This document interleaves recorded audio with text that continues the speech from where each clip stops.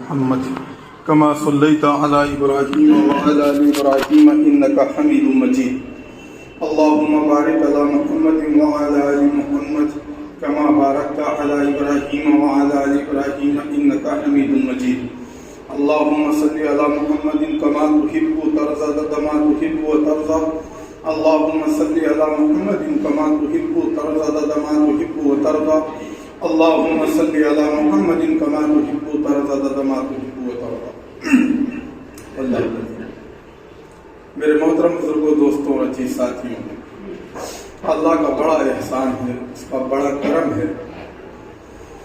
اللہ تبارک و تعالیٰ نے آج ہم سب کو پھر جمعے کی نماز کے لیے مسجد میں جمع ہونے کی توفیق عطا فرمائی۔ بہت مبارک مہینہ چل رہا ہے، رمضان المبارک کا مہینہ بڑا ہی برکتوں، رحمتوں اور مغفرت کا مہینہ ہے۔ اللہ تبارک و تعالیٰ نے قرآن پاک میں روزے کی فرضیت کا اعلان فرمایا ہے۔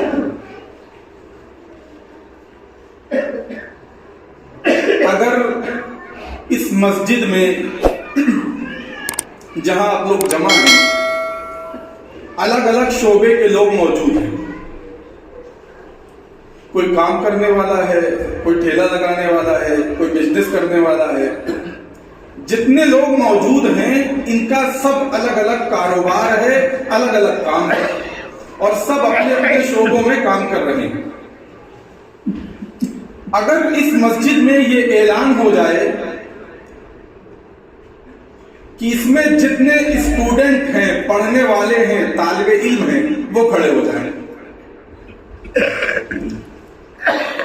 تو جتنے پڑھنے والے طالب علم ہیں، اسٹوڈنٹ ہیں، اس اعلان پر کھڑے ہو جائیں گے اور یہ ثابت کریں گے کہ میں پڑھ رہا ہوں، میں طالب علم ہوں، میں اسٹوڈنٹ ہوں۔ جی، جب یہ سارے کے سارے لوگ کھڑے ہو جائیں، اب اعلان کرنے والا ان کو انعام بانٹنا شروع کر دے، یہ انعام، یہ انعام، یہ انعام، یہ انعام۔ جب سارے طالب علم، پڑھنے والے اسٹوڈنٹ کو انعام بٹنا شروع ہو جائے، پھر انعام کو دیکھ کر ایک بندہ کھڑا ہو اور کہے میں بھی اسٹوڈنٹ ہوں، میں بھی پڑھنے والا ہوں۔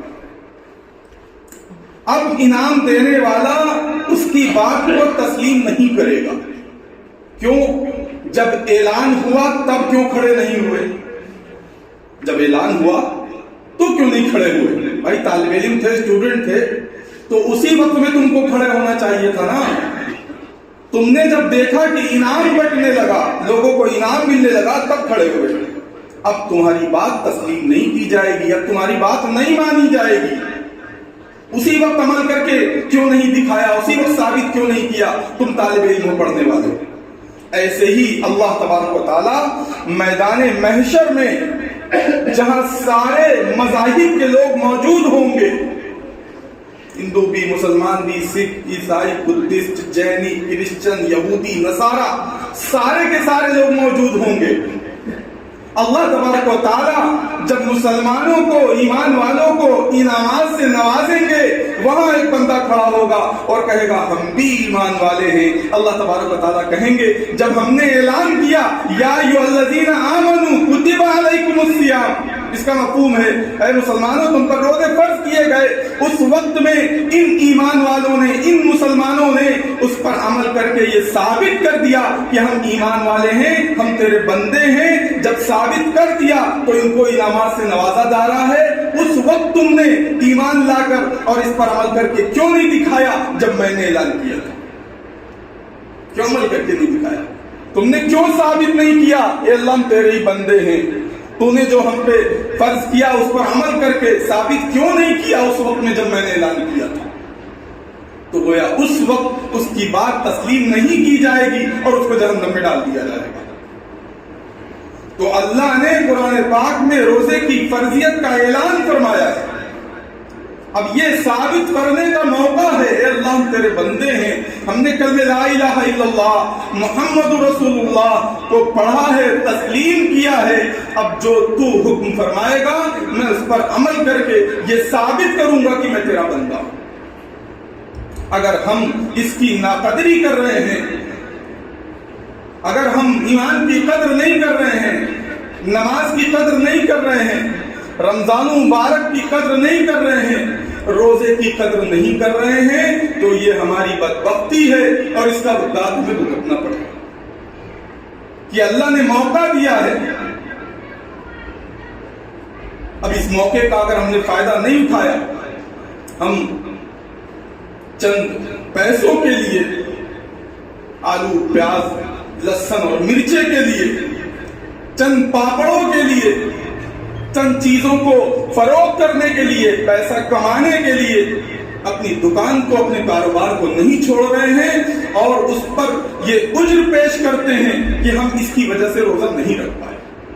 بھائی ذمہ داری ہے، ہماری بیوی ہے، ہمارے بچے ہیں، یہ بھی تو نیکی ہے۔ جیسے شیطان نے بہت سے لوگوں کو بھجا رکھا ہے کہ بھائی ہم دیکھیے نماز نہیں پڑھ پاتے لیکن کسی کا دل نہیں دکھاتے ہیں۔ یہ اپنی جاہلیت کا ثبوت پیش کرنے والے کہتے ہیں ہم کسی کا دل نہیں دکھاتے، ہم امی کی خدمت کرتے ہیں، ہمارے دل میں خوف خدا ہے، ہم نماز نہیں پڑھ پاتے، ہم قرآن نہیں پڑھ پاتے، یہ کہتے ہیں وہ۔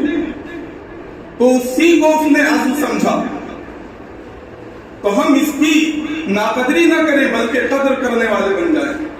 شیطان اللہ تبارک تعالیٰ نے قید کر دیا ہے، لیکن اس کے باوجود ایک بزرگ نے بڑی عجیب بات فرمائی، کہنے لگے کہ شیطان تو قید ہو گیا، چاند دکھا اللہ تبارک تعالیٰ نے شیطان کو قید کر دیا کہ میرے بندے عمل کریں اور ایک بہانہ مل جائے ہم ان کو جنت میں داخل فرما دیں۔ ایک بزرگ نے بڑی عجیب بات کہی، کاش جو سامنے دکھے اس سے مقابلہ کر پائیں گے نا۔ آپ سامنے ہیں، اگر میں آپ کو ایک گھسا ماروں آپ مجھے دو مار دیں گے، مقابلہ تو ہے، شیطان سے مقابلہ ہی نہیں ہے۔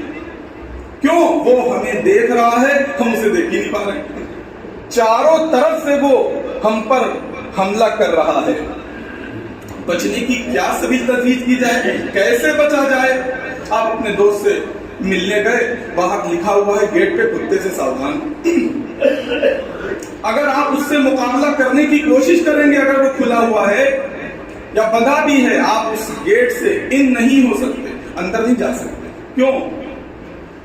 بھائی کتا سامنے موجود ہے، جا ہی نہیں سکتے، مقابلہ کر ہی نہیں سکتے، ہماری اتنی حیثیت اور طاقت نہیں ہے مقابلہ کر سکے۔ اس کا آسان راستہ یہ ہے، اپنے دوست کو فون لگائیے، آواز دے کر بلائیے اور اس سے کہیے بھیا کنارے کرو، اس کو ڈانٹے گا، ڈپٹ کے کنارے کرے گا، وہ چپ پہ بیٹھ جائے گا، پھر آپ چلے جائیں گے۔ وہ بزرگ فرمانے لگے تمہارا مقابلہ نہیں ہے، تم اس سے مقابلے میں نہیں جیت سکتے۔ کیوں؟ وہ تمہیں نظر نہیں آ رہا ہے، وہ تمہیں دیکھ رہا ہے۔ کیوں نہ تم اس رب کو پکارو جو اسے دیکھتا ہے مگر یہ اسے نہیں دیکھ سکتا؟ تم کیوں نہ اس اللہ سے کہو، اس اللہ کو پکارو جو اسے دیکھتا ہے مگر یہ اسے نہیں دیکھ سکتا، تم اس سے کہو۔ تو اللہ تبارک و تعالیٰ نے شیطان کو قید فرما دیا کہ ہمارے بندوں کا عمل کرنا آسان ہو جائے اور یہ مجھ کو راضی کر کے جنت کو حاصل کر سکے۔ لیکن اس کے باوجود برائیاں کیوں ہو رہی ہیں؟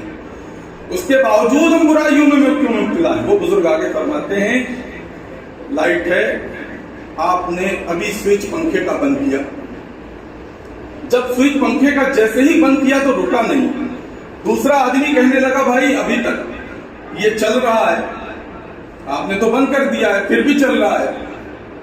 تو بزرگ نے کہا کہ یہ چل اس لیے رہا ہے کہ جو اس نے شروع میں فورس لگایا تھا نا، تو وہ فورس اس کو چلا رہا ہے، حالانکہ کھٹکا سوئچ بند ہے لیکن وہ فورس سے ابھی تک چل رہا ہے، ابھی رکے گا 1-1.5 منٹ کے بعد۔ وہ بزرگ فرمانے لگے 11 مہینے شیطان نے فورس لگایا، شیطان نے نچایا، اب وہ بند ہوتے ہوتے ہوتے ہوتے پورا مہینہ چلا جاتا ہے اور ہم اس پر عمل نہیں کر پاتے۔ رمضان مبارک کی اور روزے کی ناقدری اور نماز کی ناقدری ہو جاتی ہے۔ فورس لگا ہوا ہے، 11 مہینے اس نے محنت کی تو پورا چل رہا ہے، حالانکہ شیطان قید ہو چکا ہے لیکن ابھی باقی ہے، ابھی دھیرے دھیرے رفتار پکڑے ہوئے۔ اسی لیے بزرگ نے حکمت فرمائی کی شعبان المعظم میں جو آپ صلی اللہ علیہ وسلم نے روزے رکھے، مشق فرمائی کہ اسی لیے کیوں پنکھے کو دھیما کرنے کے لیے ریگولیٹر لگایا جاتا ہے، اس کو ایک ہی نمبر پر کر دو، ایک نمبر پر، پھر جب بند کرو گے نا تو ایک ہی چکر کھا کے بند ہو جائے گا۔ تو رمضان المبارک سے بریک لگاؤ اپنے گناہوں پر، مشق کرو روزہ رکھنے کی۔ تم نے یہ ریگولیٹر لگا دیا، رمضان کا پہلا عشرہ شروع ہوگا، سوئچ جیسے ہی دباؤ گے ایک چکر کھائے گا، کھٹ سے رک جائے گا۔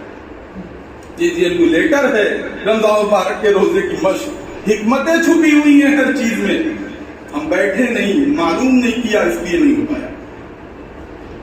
تو اس لیے میرے دوستوں ہمیں اس بات کی فکر کرنا ہے، کوشش کرنا ہے، یہ رمضان مبارک کا مہینہ، یہ تقوی کا مہینہ، اللہ سے ڈر پیدا ہو جائے، اللہ کا خوف پیدا ہو جائے، اور بے شمار فوائد ہیں، بے شمار فوائد ہیں۔